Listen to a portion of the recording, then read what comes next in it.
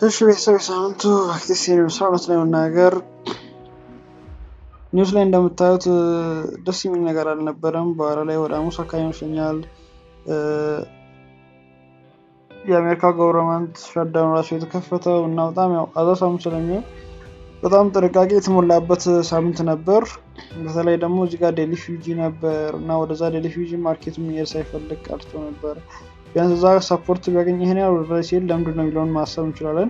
ዊክሊ ላይ ግን ይሄን ያህል ወደ ላይ መሄዱ በአብዛኛው አሳማኝ አይነት አልነበረም። እዚህ ጋር አርዲ እንደመኖሩ ወዲያው ሪስፔክት አድርገው ይመለስ ነበር የመሰለን።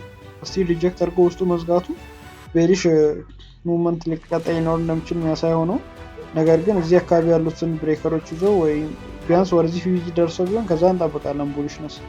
እዛም ሳይደርስ ወደ ላይ ሄዷል። ሜይ ቢ ኦቨርኦል የማርኬቱ እቅድ ምንድን ነው የሚለውን ጥያቄ ውስጥ የሚከት ሆኖ አግኝቼዋለሁ። ስቲቨን ሲቀጥል ኒውስ የሌለበት ዊክ እንደመሆኑ ይሄ ራሱ አሪፍ የሚባል አይነት እንቅስቃሴ ነው። እነዚህ አካባቢ የተወሰኑ ሴታፖች እዚህ ለምሳሌ ሴታፕ አልነበረም፣ እዚህ ሴታፕ አልነበረም። እዚህ ጋር ኒውዮርክ ሴሽን ላይ ለንደን ሴሽን አወጣ፣ ኤዥያንም አወጣ እና እዚህ ጋር ግን ወይ ፕሪቪየስ ዳይ ሃይን አላወጣም ወይ እዚህ ጋር ሴሚቲ አልፈጠረም።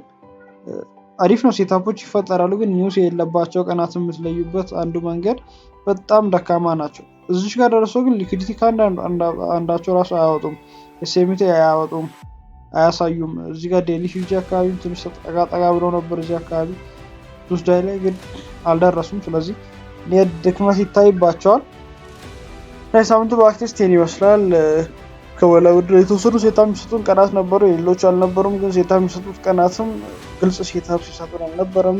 ያም ሆነ በአክቲቭስቱም በእንትኑም በኖርማልም በባክቴስቱም ትርፋማ የሆነ ሳምንት ነው ማለት ይቻላል እና ኦቨርኦል ወደ ፎርካስታችን ደግሞ እናልፍ ይሆናል።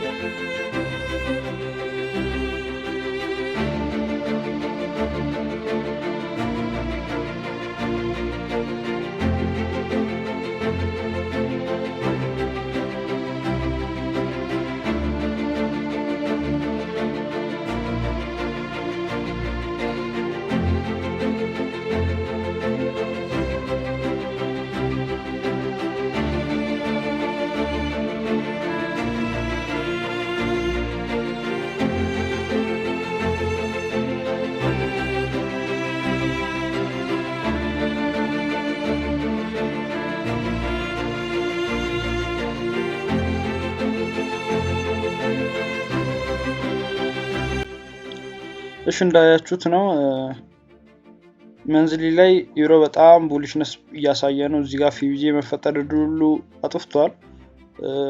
ዶላር ኢንዴክስ ላይ ደግሞ ነበር እንዳያችሁት። ከዛ ደግሞ ዊክሊ ላይ ደግሞ አርቢአር ውስጥ ነበር የዘጋው።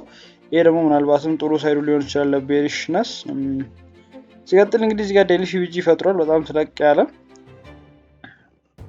በሌላ በኩል ደግሞ አርቢአር ጋር ነው እዚህ ጋር ሪጀክት ያደረገው። ስለዚህ የሚያበይ ዴሊ ፊውጂን ከዛ ፕሪቪየስ ዊክ ሃይ ወስዶ እችኛዋን ሃይ ሊሆን ይችላል ብቻ ወስዶ ማርኬቱ ቤሊሽ ሊሆን ይችላል ያስባለው። ቤሊሽ እንደሆነ ያመንኩባቸው ትላልቅ ምክንያቶች እንግዲህ ከታች መንዝሊ ፊውጂ አለ፣ ሌላ መንዝሊ አርቢአርዲ አለ። ማርኬቱ ቤሪሽ የመሆን ትልቅ ቻንስ አለው ማለት ነው። ከዚህ አንጻር ነው ሃይ ታይም ፍሬም እንደዛ ነው የሚያሳየን። እና የመጨረሻው የሳምንቱ ፎርካስታችን ክፍል የሚሆነው ኒውስ ነው። ኒውስ ስለዚህ በጣም ብዙ ኒውሶች እንግዲህ ለጉድ የሚወጡበት ሳምንት ነው። ሻዳውን ተከፍቷል እና መንዳይ ላይ ካር ሲፒአይ ይቀበለናል። ቱስደ እንዴት ኒውስ እንደሌለው ራሱ የሚገርም ነው። ዊድነስዴይ ላይ ኤፍኦኤምሲ ሚቲንግ አለ። ኤፍኦኤምሲ ሚቲንግ ሚኔስ ነው። ጂፒ ሲፒአይ ነው ኒውስ የሚባለው። ከዛ ሐሙስ ዕለት አንኢምፕሎይመንት ክሌም ከብዙ ጊዜ በኋላ ስቲል ቴንታቲቭ ነው የተባለው። ዶኖ ዋይ እርግጥ ሾር ግን ስለሆነ የሚለቀቅ ይመስለኛል። እና ዋናው ደግሞ ናን ፋርም ኢምፕሎይመንት ቼንጅ ወይም ኤንኤፍቲ ደግሞ በጣም ከብዙ ጊዜ በኋላ እሱም ይመስለኛል ከ2 ወር አካባቢ በኋላ የሚወጣ ይሆናል። አርብ ደግሞ ብዙ የዩሮም የጂፒም የዩኤስዲ ኒውሶች አሉ። ስለዚህ እብድ የሆነ ይኖረናል ብዬ አስባለሁ።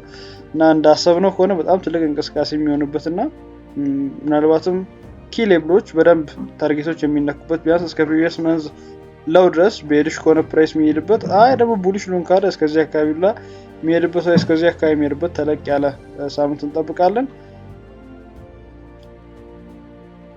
ስለዚህ ሁላችሁም መልካም የትሬዲንግ ሳምንት። ሪስክ ማኔጅመንት ሳይኮሎጂም ከቴክኒካል አናላይሲስ በስተጀርባ አይረሳ።